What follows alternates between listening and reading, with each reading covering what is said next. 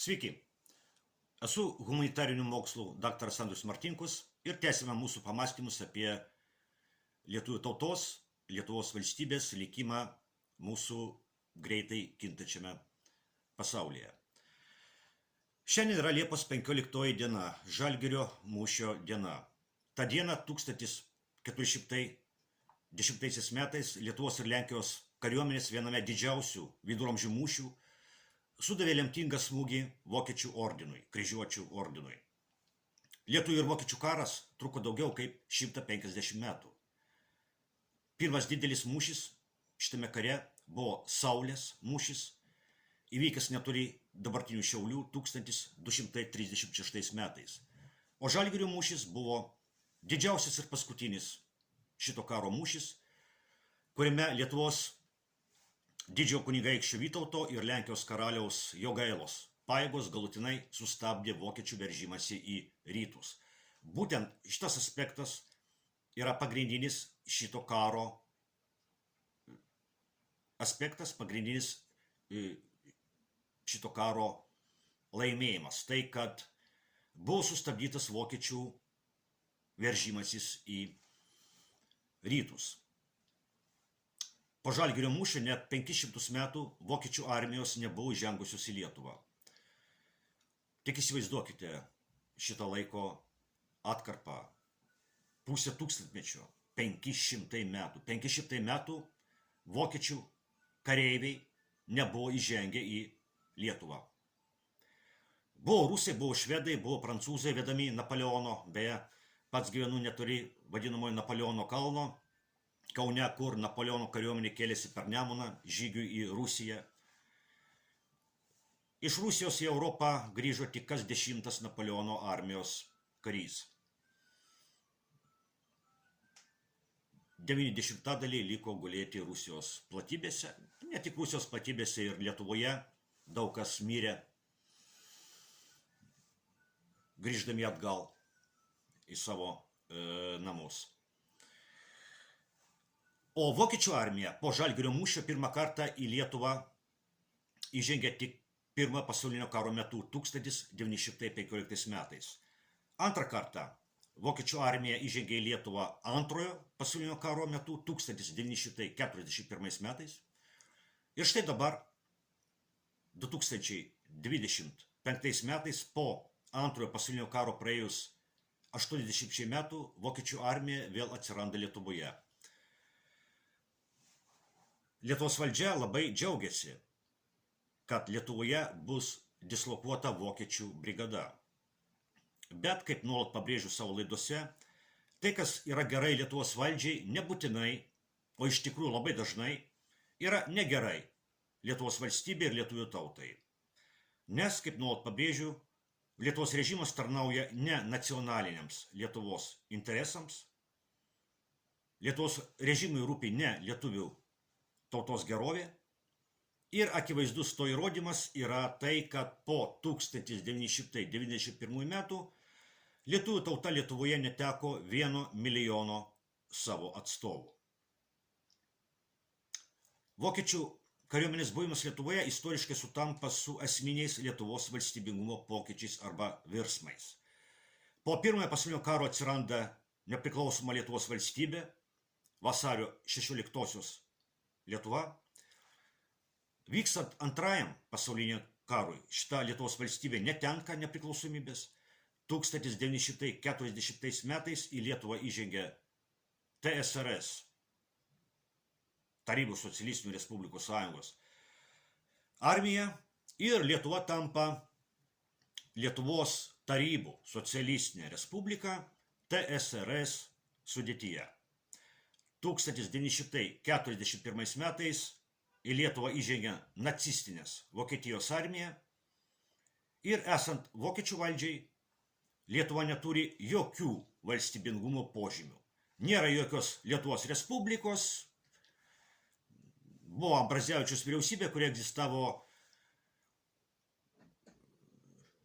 kelias savaitės ir kuri pasižymėjo tik tai tuo, kad konstravo getus žydų naikinimui.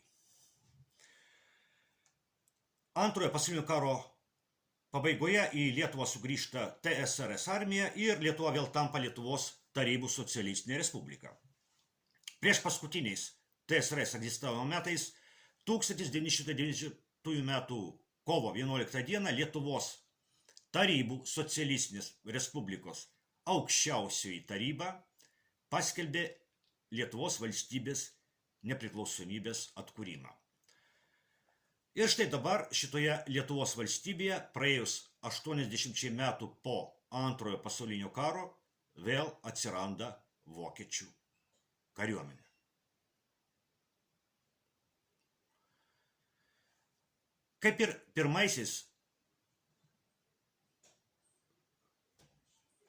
Kaip ir pirmojo bei Antrojo pasaulinio karo metais šiandien pasaulyje vyksta esminiai geopolitiniai pokyčiai.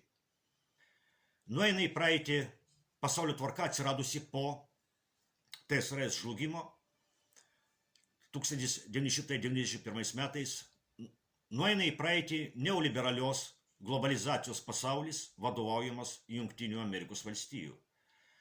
Nueina į praeitį vienpolis pasaulis, kuriame buvo vienintelė supervalstybė Jungtinės Amerikos valstijos. Bet šitas į praeitį nueinantis pasaulis su savo politikais kovoja prieš gimstančią naują pasaulio tvarką. Ryškiausia ir dramatiškiausia šios kovos apraiška yra karas Ukrainoje. Senoji pasaulio tvarka su savo politikais, paprastai kalbant, globalistais, nupirko Ukrainos politikos ir Ukrainos režimas sutiko paversti Ukrainą globalistų įrankių kovoje su nauja pasaulio tvarka. Na tai naujai pasaulio tvarkai atstovauja tokios kylančios valstybės kaip Kinija pirmiausiai ir Rusija.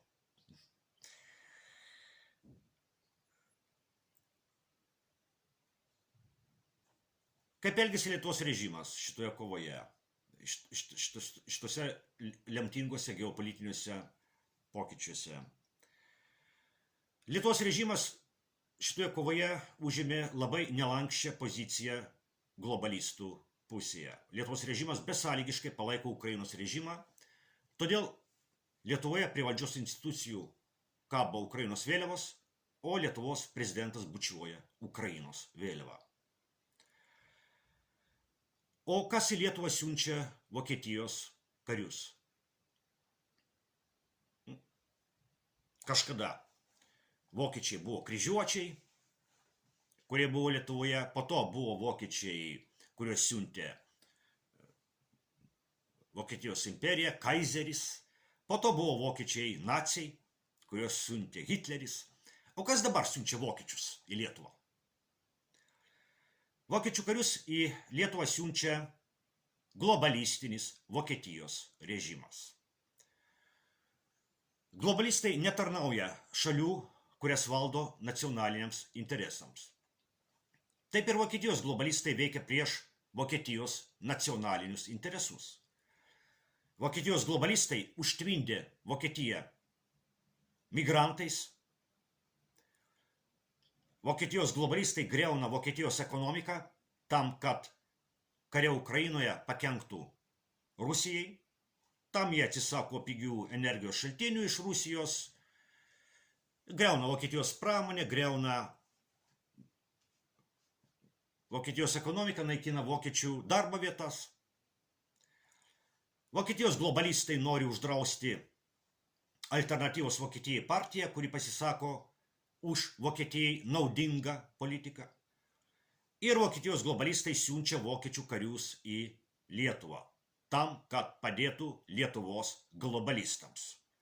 Esu tikras, kad dauguma Vokietijos piliečių yra prieš tai, kad vokiečių kariai būtų siunčiami į rytus, į Lietuvos pelkes. Todėl Lietuvos globalistinis režimas labai džiaugiasi tuo, kad vokiečių globalistai jiems padeda. Bet tiems, kuriems rūpi lietuvių tauta, džiaugsmo mažai.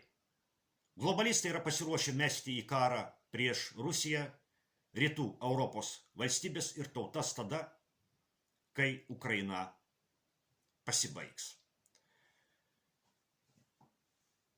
Ar mes šito norime? Jeigu nenorime, turime daryti viską, ką galime, kad to neatsitiktų. Taigi tokie pamąstymai apie Žalgirio mūšio sukaktį ir apie vokiečius Lietuvoje.